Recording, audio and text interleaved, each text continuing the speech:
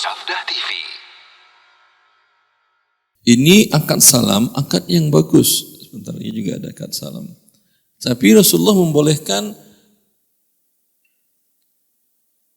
kurma ajwa panen tahun depan. Sekarang sudah ada atau belum? Sekarang saya transaksikan. Anggap ini bukan masjid. Ya, saya transaksikan dengan siapa namanya? Farhan. Nah, saya transaksikan dengan Farhan. Anggap Farhan punya kebun kurma atau dia adalah pedagang walaupun tidak punya kebun kurma, tapi dia pengumpul. Banyak orang yang jual ke dia. Ya. Farhan. Saya transaksikan dengan beliau 30 juta saya transfer sekarang. Jelas? Jelas. Sudah adakah kurmanya sekarang Farhan? Pohonnya paling yang ada. Dia kurma berbuah setahun cuma sekali. Beda dengan kelapa, pepaya itu mah ada terus. Antum ambil, ada lagi, ambil, ada lagi, ambil, ada lagi. Kalau ini enggak berbuah cuma sekali setahun. Ya, biasanya dia mulai muncul tolak, muncul apa namanya? Yang lurus gitu apa namanya? Pohon kelapa, buah kelapa tunas. Terserahlah namanya. Sebelum dia pecah jadi tandan, kan dia nanti arai namanya. Sebelum pecah jadi arai itu apa namanya? Kalau bahasa Arab tolak namanya. Tunas, terserahlah tunas. Nanti kan pecah keluar kelapanya. Kalau itu kurma juga begitu. Dia keluar dulu, itu keluarnya sekitar 4 bulan sebelum bulan Mei. Berarti di bulan Februari keluarnya. Ya. Transaksinya sekarang di bulan Agustus. Februari baru muncul tolak tadi atau tunas tadi. Arainya mungkin baru muncul 10 hari setelah itu pecah dia nanti keluar arainya itu. Ya. Berarti jual beli sudah ada atau belum ada barangnya di tangan Farhan? Belum ada. Kalau yang 2024 apa lagi? 2025 apa lagi? Jelas? Berarti boleh jual beli barang belum ada Ustaz, belum dimiliki. Boleh kalau dengan spek. Baik barang itu ditanam tumbuh dari alam atau dibuat, diproduksi oleh manusia. Dengan spek boleh. Kalau saya jual tadi adalah buku harta haram muamalat kontemporer cetakan 25, ya speknya semuanya sama kecuali nanti ada tambahan saya katakan cryptocurrency di bagian masalah riba bayar tentang masalah uang. Saya tambahkan di sana pembahasan cryptocurrency. Berarti speknya jelas kan ya? Serah terimanya kapan? Ustaz tadi yang 30 buku tadi. Serah terimanya saya tanyakan ke ini biasanya sih sebulan cetaknya Ustaz kata dia. Ya udah. Berarti sekarang Agustus tanggal 23, sekitar awal Oktober saya katakan. Saya ambil space aman. Anda ternyata waktu itu tidak jadi, kan masih ada waktu. Saya jual saya serah terimakan kepada Anda 1 Oktober 2022. Bayarnya boleh cash Ustaz sekarang? Boleh. Itu ketika saya terima uangnya tadi, sudah boleh buat saya putar? Boleh. Saya putar lagi. Ya. Ini namanya akadnya apa? Istisna. Walau barang belum ada, walau belum saya beli. Ya. Sama juga kalau keseharian kita sering seperti ini. Anda punya catering umpamanya. Catering berarti Anda memproduksi barang kan ya, dari bahan mentah diolah menjadi bahan makanan yang siap santap dengan berbagai menu. Ya.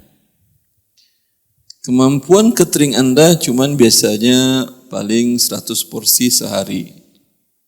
Tapi karena memiliki rasa khas dan higienisnya bagus, ya, dan cara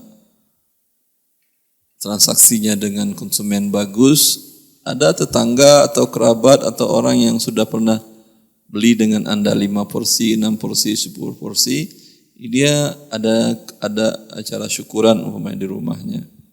Anaknya alhamdulillah terima S2 atau selesai program S1 atau S2 atau S3 di kampus ternama. Dia katanya dia bersyukur sekali anaknya bisa menyelesaikan program tersebut. Pak Ustadz, saya lagi anjur catering. Saya pesan 300 porsi, menunya A, B, C, segala macam. Berapa itu Pak Ustadz? Semuanya seporsi umpamanya berapa biasanya? Enggaklah 20.000 ya.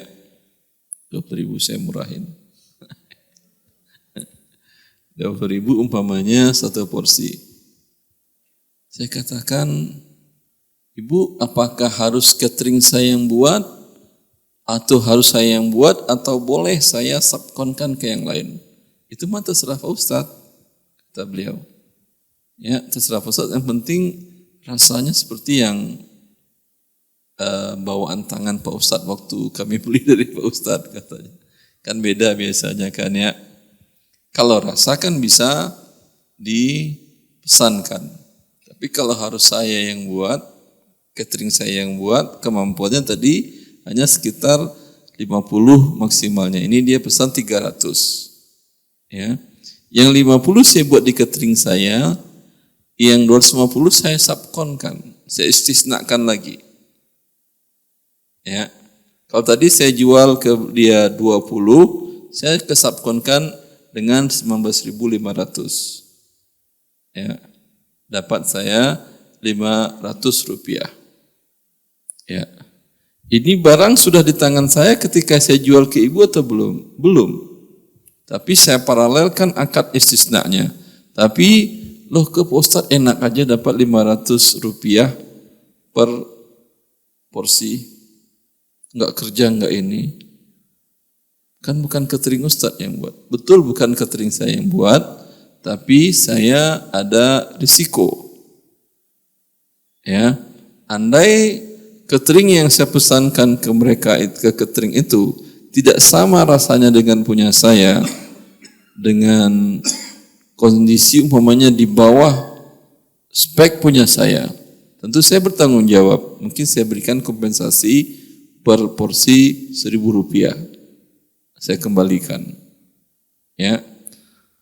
Andai umpamanya di atas spek yang punya saya, rasanya dan seluruh higienis dan segala macamnya, ya saya tidak akan minta lebih. Karena itu bagian dari servis catering saya yang punya saya.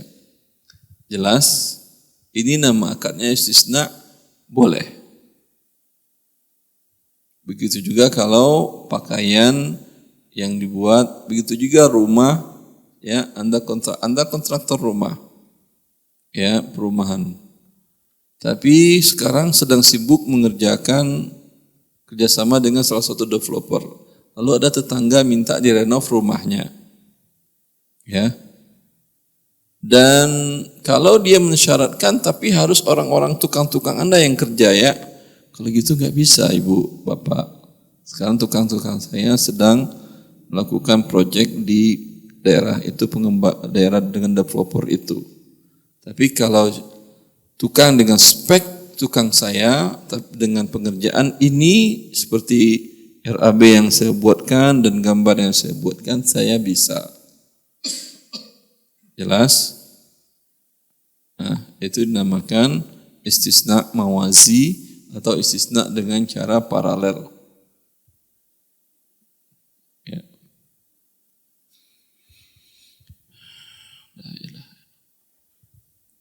dan transaksinya dengan spek, bukan dengan ditunjuk.